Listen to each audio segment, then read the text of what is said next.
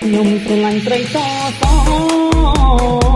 ស្រីល្អមើលទៅគួរឲ្យស្រឡាញ់និយាយពីខ្នាញ់មុខខ្នាញ់ព្រោះនាងចូលចិត្តធ្វើកំណត់កំណើ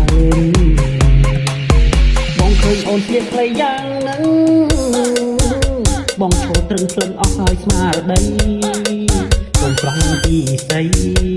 កុំស្លៀកខ្លីពេកណាកលយានបងឃើញអូនដើរងប់តើតចិត្តបងទៅចង់បានរូបស្រីចង់បានតាសងថ្នាក់ខ្នង3ដោយសាររូបស្រីអូនមើលទៅគួរឲ្យខ្នាញ់អូមើលទៅគួរឲ្យខ្នាញ់ប្រកែកណាស់ខានមុខមាត់មិនក៏មើលប្រកែកងងក់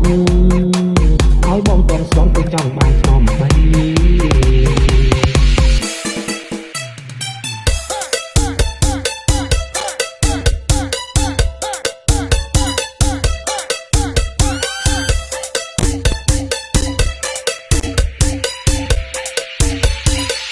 ខ្ញុំស្រឡាញ់ស្រីសស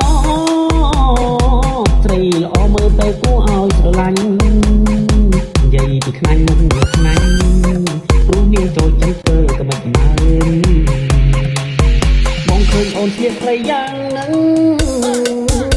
បងឈរត្រឹងភ្លឹងអស់ហើយស្មារតីកុំប្រងពីស្រីកុំស្លៀកខ្លីពេកណាកលយានបងឃើញអូនដើរងប់តើតចិត្តបងទៅចង់បានរូបស្រីចង់បានតាសងថ្នាក់ខ្នង3ដោយសាររូបស្រីអូនមើលទៅគួរឲ្យខ្នាញ់អូមើលទៅគួរឲ្យខ្នាញ់